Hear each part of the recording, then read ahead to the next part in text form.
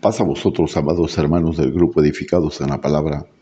Soy su hermano en Cristo, Rafael González desde México, y seguimos con la segunda epístola a Tesalonicenses, epístola que proclama la doctrina de la segunda venida.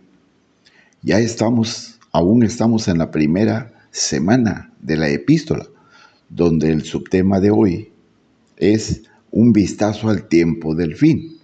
Por lo que hoy 7 de abril nos toca ver el tema, el justo juicio de Dios. Y como siempre se los digo, mis hermanos, vamos de inmediato a la palabra de nuestro Dios. Aquí surgiría una pregunta inmediatamente cuando hablamos del justo juicio de Dios. ¿De qué tenemos que ser salvados? Precisamente de la ira de Dios. De eso somos salvados, de la ira de Dios contra el pecado. La muerte de Cristo en la cruz satisfizo la justicia de Dios con respecto al pecado. Y cuando alguien se arrepiente y por fe cree que Jesucristo pagó la pena completa por el pecado al morir, y que la satisfacción de Dios con el sacrificio de su Hijo se demostró cuando Cristo resucitó de entre los muertos, ya no hay ira de Dios reservada para nosotros, porque hemos sido declarados justos en el Señor Jesucristo. Hoy, amados hermanos, el texto base del tema es segunda carta a Tesalonicenses capítulo 1, del verso 6 al verso 12, un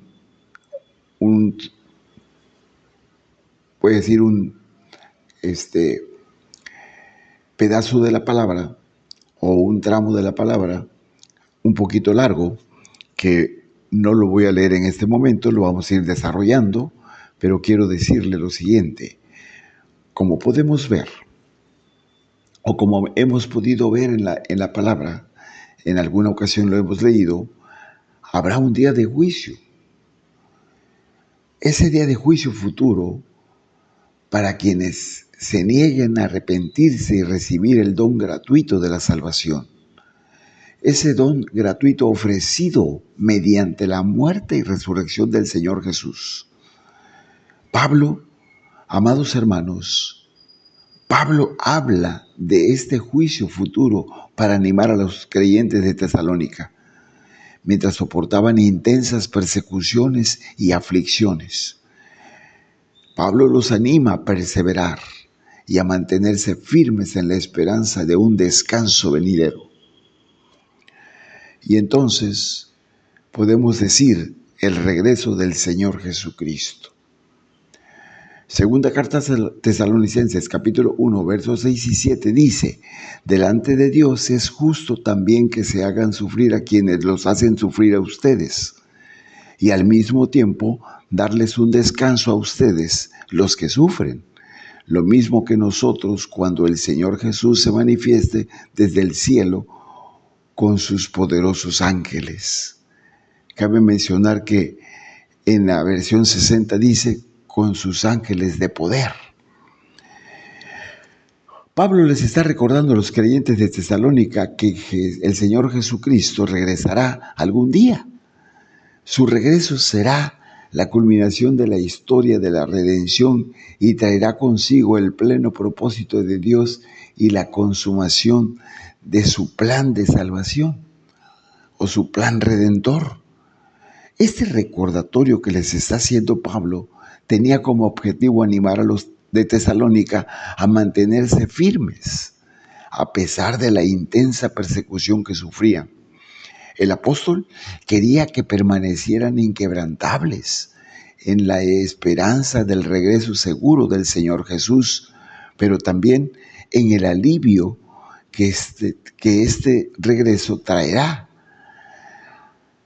Pablo, amados hermanos, quería que comprendieran que llegaría el día en que el Señor Jesús se revelaría tanto a creyentes como a no creyentes. Y eso lo sabemos y lo hemos entendido de acuerdo a la doctrina de la Iglesia que nos ha sido enseñada. En su primera venida, la realidad de su divinidad estaba oculta aunque Jesús era Dios encarnado, estaba velado por la carne humana o en carne humana. Y era precisamente, voy a decirlo así con mis palabras muy toscas, estaba oculto en el cuerpo de Jesús. Por eso Juan escribe en el capítulo 1, verso 10, dice, estaba en el mundo y el mundo fue hecho por medio de él y el mundo no lo conoció. Pero cuando se revele, amados hermanos, en su segunda venida, no habrá duda de la realidad de quién es Jesucristo, porque el mundo entero, dice Mateo 24:30, en su segunda parte, dice, verá al Hijo del Hombre viniendo sobre las nubes del cielo con poder y gran gloria. Al descubrir la revelación del Señor Jesucristo, Pablo usa 3 frases que confirman la divinidad del Señor Jesús. En primer lugar, Pablo escribe que el Señor Jesús se revelará desde el cielo, así como ascendió corporalmente al cielo, así el Señor Jesús regresará del cielo visiblemente a la tierra. Recuerden, amados hermanos, que Pedro leyó las palabras de los 2 hombres que se aparecieron a los discípulos mientras veían a Jesucristo ascender al cielo después de los 40 días de su resurrección. Cuando le dijeron, hombres de Galilea, ¿por qué se quedan mirando al cielo?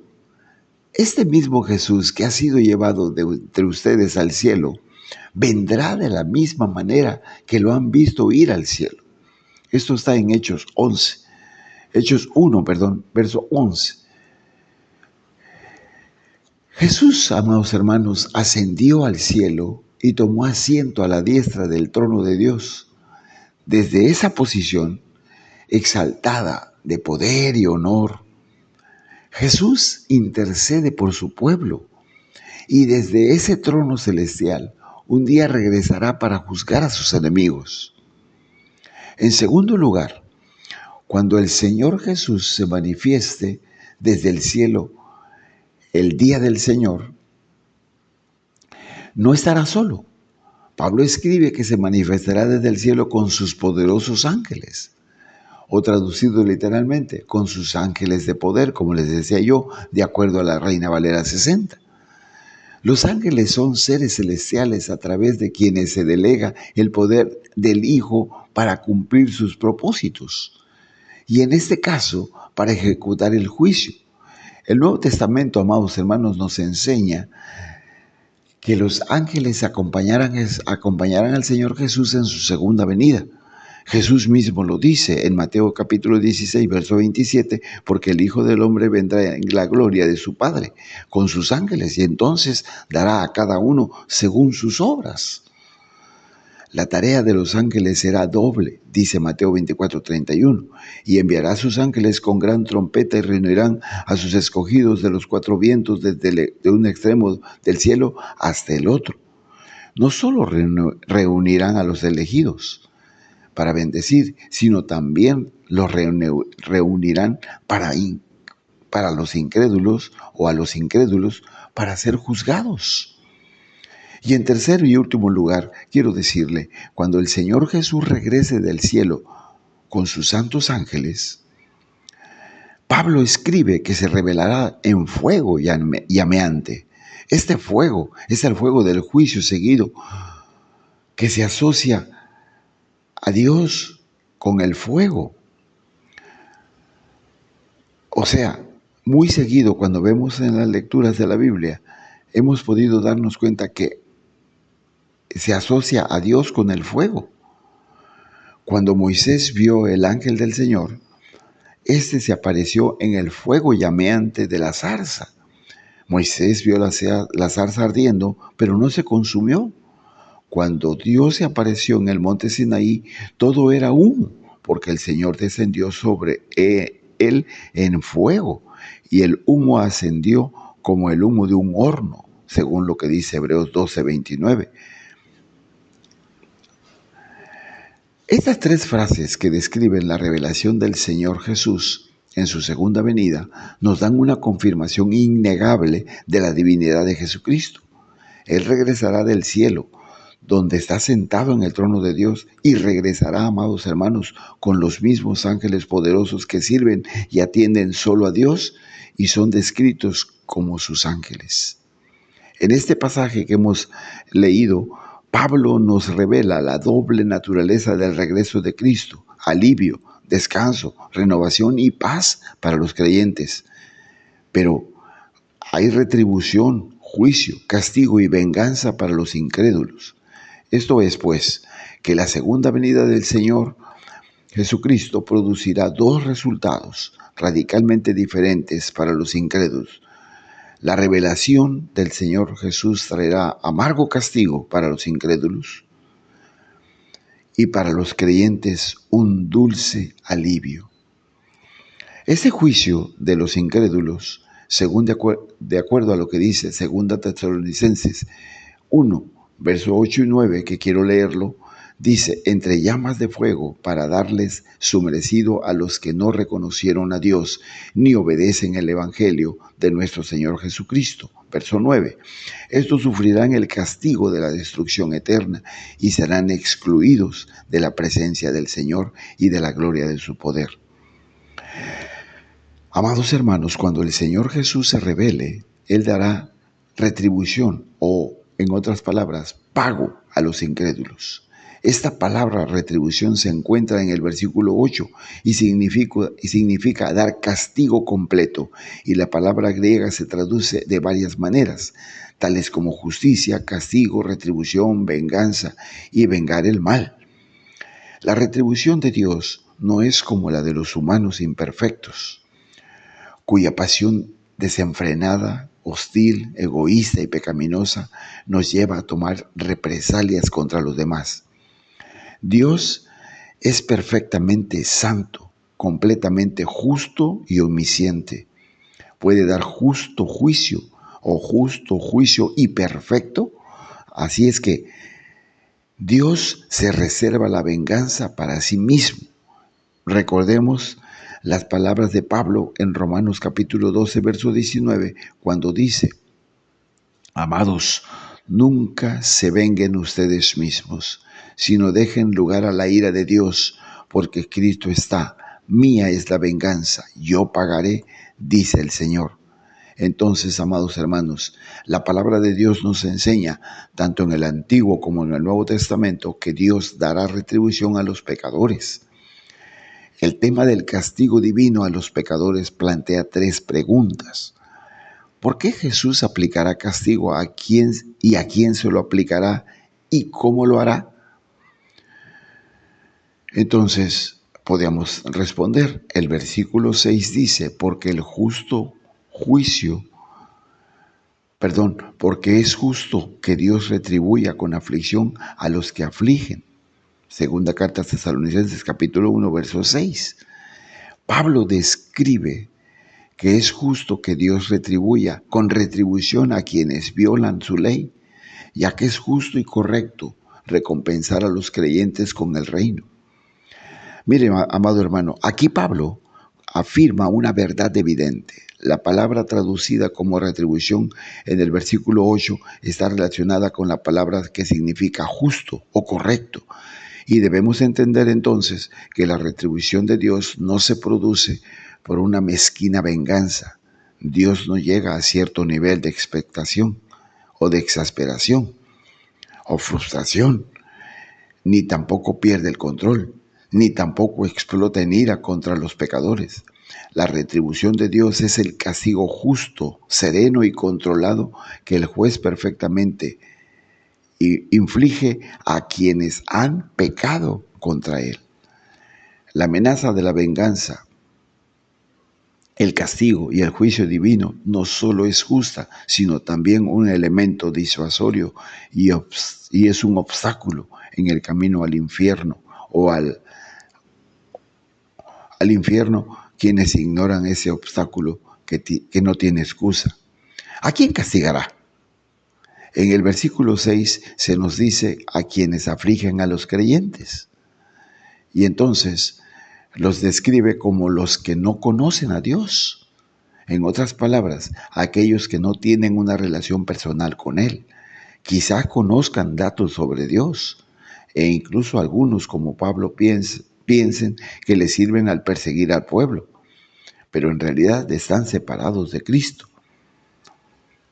Dice Romanos capítulo 1, porque la ira de Dios se revela desde el cielo contra toda impiedad e injusticia de los hombres que con su injusticia detienen la verdad, porque lo que se puede conocer acerca de Dios es evidente en ellos, pues Dios se lo ha manifestado, porque desde la creación del mundo, sus atributos invisibles, su eterno poder y su naturaleza divina se han visto claramente, siendo entendidos por medio de lo creado, de modo que no tienen excusa, pues aunque conocían a Dios, no lo glorificaron como a Dios ni le dieron gracias, sino que se extraviaron en sus razonamientos y su necio corazón se oscureció. Dios ha puesto el conocimiento de sí mismo alrededor y dentro de cada persona. Entonces no hay justificación. Pablo describe a quienes enfrentan el castigo como los que no obedecen el Evangelio de nuestro Señor Jesús, de acuerdo a lo que dice la segunda carta a Tesalonicenses capítulo 1 en la segunda parte del verso 8. Una cosa es rechazar deliberadamente el conocimiento de Dios que nos rodea y está en nosotros, pero lo que se describe aquí intensifica la culpa del incrédulo. El castigo más severo está reservado para quienes no obedecen el Evangelio. Entonces, cuando nos arrepentimos y llegamos a la fe del Señor Jesucristo, estamos obedeciendo el Evangelio de nuestro Señor Jesús. Y la salvación es un don que se recibe. El Evangelio es un mandamiento que se obedece. Pablo lo dice muy claramente en Hechos 17:30. Dice, por tanto, habiendo pasado por alto los tiempos de ignorancia, Dios ahora manda a los hombres que todos los hombres en todas partes se arrepientan. Amados hermanos, yo quiero decirles que viene entonces el alivio a los creyentes. Y esto es así. Segunda carta a Tesalonicenses, capítulo 1, verso 10 al 12, dice, el día de venganza, el día que venga para ser glorificado en sus santos y admirado por todos los que creyeron, y ustedes han creído en nuestro testimonio. Por eso, siempre oramos por ustedes, para que nuestro Dios los considere dignos de su llamamiento y cumplan con su poder todo propósito de bondad y toda obra de fe.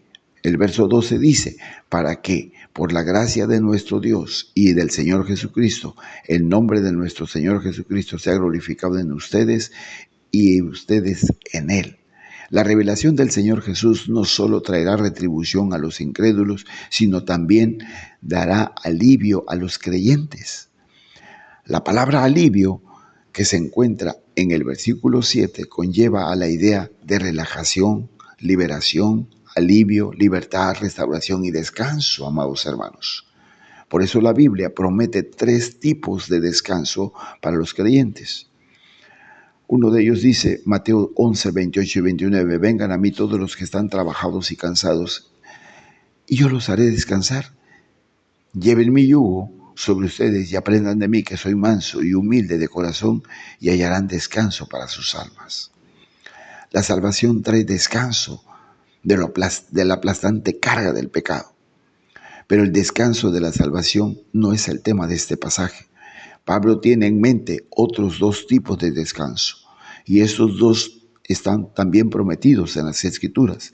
El descanso milenario, cuando Jesús regrese al final de la tribulación. En ese momento, Él establecerá su reino terrenal, en el cual su pueblo disfrutará de un descanso y paz.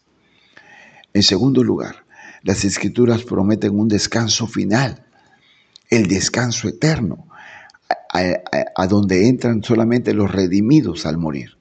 En la presencia de Dios, los creyentes encontrarán descanso para siempre, y ese descanso del pecado, las tentaciones, las pruebas, las tristezas y cualquier otro sufrimiento, amados hermanos, es totalmente quitado.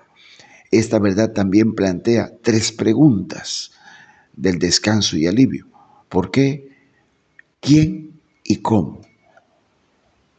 Y entonces, ¿por qué se nos promete alivio? Así como la justicia de Dios exige que se castigue a los incrédulos, también es justo que dé alivio a quienes han puesto su fe en Él, a quienes Él ha redimido. Entonces, ¿por qué? Porque Jesús pagó por nuestros pecados en la cruz, sufriendo el justo juicio de Dios en nuestro lugar. Y entonces, aunque nuestro descanso final aún está por llegar, amados hermanos, la vida no será solo sufrimiento y aflicciones. Habrá momentos de alivio, incluso en esta vida. Y Pedro lo dice en primera carta de Pedro, capítulo 5, verso 10, después de que hayan sufrido un poco de tiempo, el Dios de toda gracia, que los llamó a su gloria eterna en Cristo, Él mismo los perfeccionará, confirmará, fortalecerá y establecerá. Entonces, amados hermanos, es importante que nosotros veamos esto. Nuestro testimonio para ustedes dice, segunda carta a Tesalonicenses 1:10, nuestro testimonio para ustedes fue creído. Dice, los creyentes de Tesalónica habían creído a la predicación del Evangelio. Pablo, Silas y Timoteo, debido a sus creencias de que nunca enfrentarían retribución, sino que experimentarían el bendito alivio de la gloria que espera a quienes conocen a Dios y han obedecido el Evangelio del Señor Jesús. Amados hermanos, estos son los únicos dos destinos para toda la humanidad: el destino de la destrucción eterna o el destino del descanso y la glorificación eternos. ¿Qué destino has elegido tú? Soy su hermano en Cristo, Rafael González, desde México, que se despide. Paz a vosotros.